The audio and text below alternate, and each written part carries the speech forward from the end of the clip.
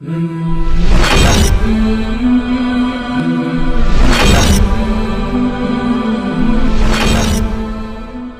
secret que je vais vous exposer, on n'en parle pas souvent ou pas assez.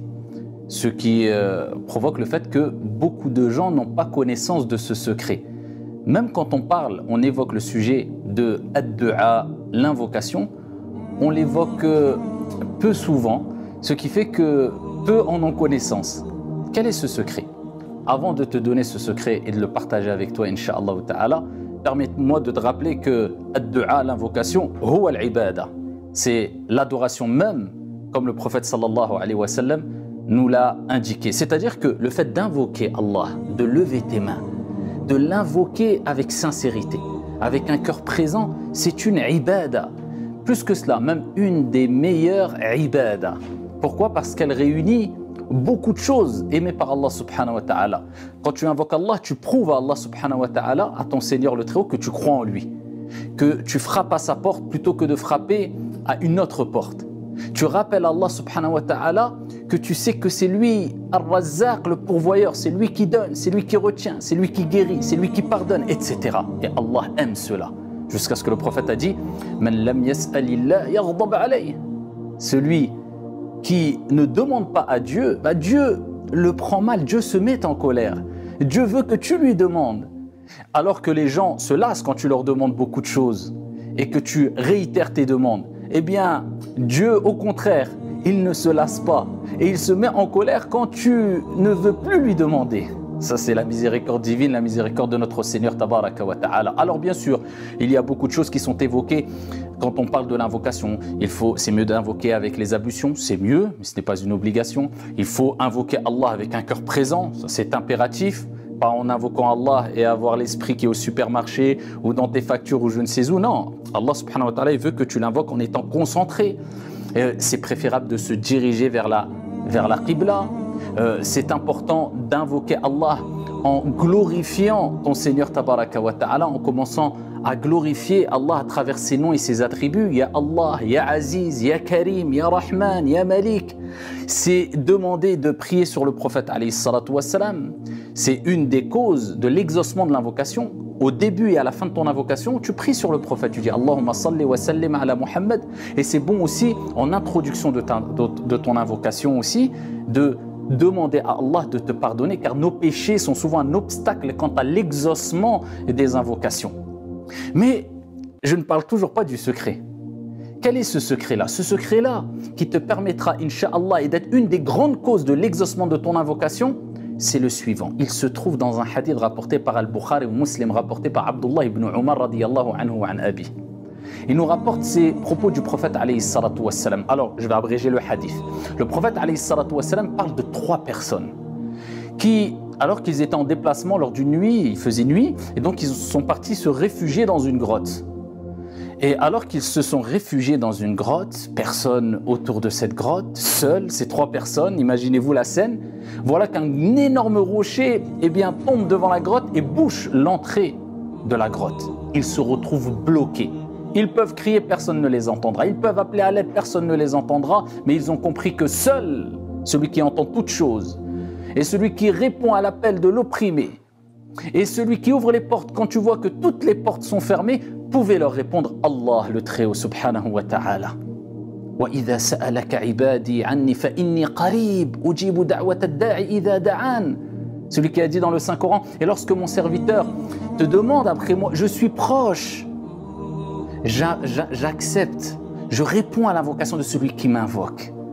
Ils ont invoqué Allah, mais de quelle manière? Prends ce secret, il est là le secret. Alors le premier a dit, Ya Allah, et il a évoqué une belle action qu'il a faite.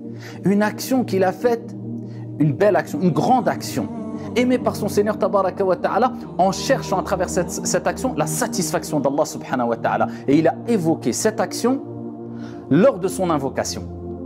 Il est là le secret. Alors, qu'est-ce qu'il dit? La première personne dit Allah. Comme tu le sais, un jour, comme j'avais l'habitude de donner du lait à mes parents et d'abreuver mes parents qui étaient très âgés, avant même de penser à abreuver autre personne de ma famille, mes enfants, mon épouse, d'abord je pense à mes parents. Eh bien un jour, cet homme-là est parti mener paître ses animaux. Et quand il revient, et il voulait abreuver ses parents, donner du lait à ses parents très âgés, il les trouve en train de dormir. Qu'est-ce qu'il a fait? Il a pris le récipient avec le lait et il est resté toute la nuit à côté de ses parents en attendant qu'ils se réveillent. Il ne voulait pas les réveiller.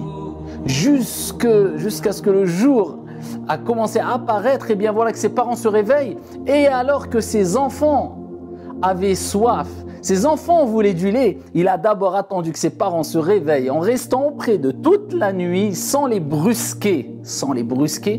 Et quand ils se sont réveillés, il a abreuvé, il a donné à boire du lait à ses parents. Ensuite, il s'est occupé de sa famille. Il a dit, Ya Allah, si cette action je l'ai faite pour te satisfaire, pour ton visage, ta face, Ya Allah, délivre-nous de cette situation. Voilà que le rocher s'est déplacé de quelque peu.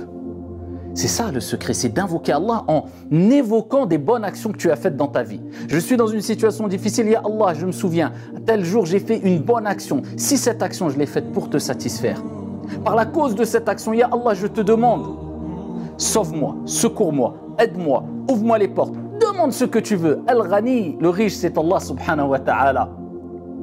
Et la deuxième personne a dit, Ya Allah, un jour j'ai été attiré par une femme et j'ai péché, j'ai fait une erreur. Il a sollicité cette femme-là en lui proposant de l'argent en contrepartie d'avoir une relation illicite avec elle. Et elle a toujours refusé. Et un jour, alors que c'était une période de crise financière, on va dire, eh bien, cette femme n'avait pas d'autre choix que d'accepter, en contrepartie d'une somme d'argent, parce qu'elle était dans une situation très difficile, en contrepartie d'une somme d'argent, d'avoir une relation illicite avec cet homme-là. Et au moment où il allait avoir cette relation illicite avec cette femme-là, elle lui a dit, crains Allah, crains Dieu, crains le Très-Haut. Il s'est senti mal. Il a eu cette crainte divine qui s'est dit, mais qu'est-ce que je fais? Il s'est abstenu, il lui a donné l'argent et il est parti et il l'a laissé. Il a dit, Allah, si j'ai fait cette action pour te satisfaire, et Allah, sauve-nous de cette situation. Le rocher s'est déplacé encore. La troisième personne a dit, Ya Allah, j'avais des salariés. Et un jour, alors que je voulais donner cet argent, récompenser, rétribuer ces salariés pour le travail qu'ils ont fait, eh bien, il manquait un salarié. Donc, il n'a pas réclamé son salaire. Il ne l'a plus vu. Pendant des jours, des semaines, des mois, des années, qu'est-ce qu'il a fait? Il a non seulement laissé le salaire de cette personne qui n'a pas réclamé son dû de côté, mais en plus de cela, il l'a fait fructifier, il l'a investi dans des bêtes, il a investi, il a fait fructifier cet argent, jusqu'à ce que cet argent a causé une grande richesse. Eh bien, il a pu se retrouver à travers ce capital de base, qui était minime certes, eh bien, un grand élevage, etc., etc. Un long moment après, cette personne qui n'avait pas réclamé son dû est revenue. Et elle dit, oh un tel, j'avais un salaire auprès de toi, je réclame mon salaire. Il lui dit, tu vois tout ce qu'il y a là? Des bêtes, des terres, Il dit, tout ça c'est pour toi. Je lui dis, mais ça ne m'appartient pas. Il dit, si ça t'appartient. Parce que ton capital, eh bien je l'ai fait fructifier et tout ça, ça t'appartient à toi. Prends-le. Il l'a pris et il est parti sans rien laisser. Il dit, Allah, si je l'ai fait pour te satisfaire, Ya Allah, si je l'ai fait pour ta face, sors-nous de cette situation. Voilà que le rocher s'est ouvert et a laissé assez d'ouverture de place afin qu'il puisse être délivré. Voilà le secret. Non seulement de respecter ce que j'ai dit précédemment et qui est connu et répandu, à avoir les ablutions, invoquer avec un cœur présent, glorifier Allah, mentionner ses noms, prier sur le prophète sallallahu alayhi wa sallam, avoir conviction que c'est une adoration que Dieu aime, ne jamais désespérer, attendre toujours qu'Allah te réponde sans jamais désespérer, mais aussi mentionne des belles actions que tu as faites pour satisfaire Allah subhanahu wa ta'ala, d'où l'importance de nous motiver à faire de belles et grandes actions discrètes, sincères pour Dieu, parce qu'on en aura besoin pour nous rapporter gros ici-bas et dans le delà, incha'Allah ta'ala. Dans le delà, la récompense, ici-bas, on peut utiliser quelque part ces bonnes actions afin d'invoquer Allah subhanahu wa ta'ala, surtout quand on est dans des situations critiques. Et n'oubliez jamais qu'il ne faut jamais se précipiter quant à l'exaucement de l'invocation, puisque le prophète nous a dit, quand vous invoquez, il se passe une des trois choses suivantes. Soit Allah va accepter votre invocation, Si Allah n'a pas accepté votre invocation, c'est-à-dire elle ne s'est pas réalisée sur place, qu'est-ce que dit le prophète sallallahu alayhi wa sallam? Soit il devait vous arriver un mal, un malheur, et par la cause de cette invocation, Dieu a écarté le malheur de votre chemin, ou soit Dieu vous laisse la récompense pour l'au-delà.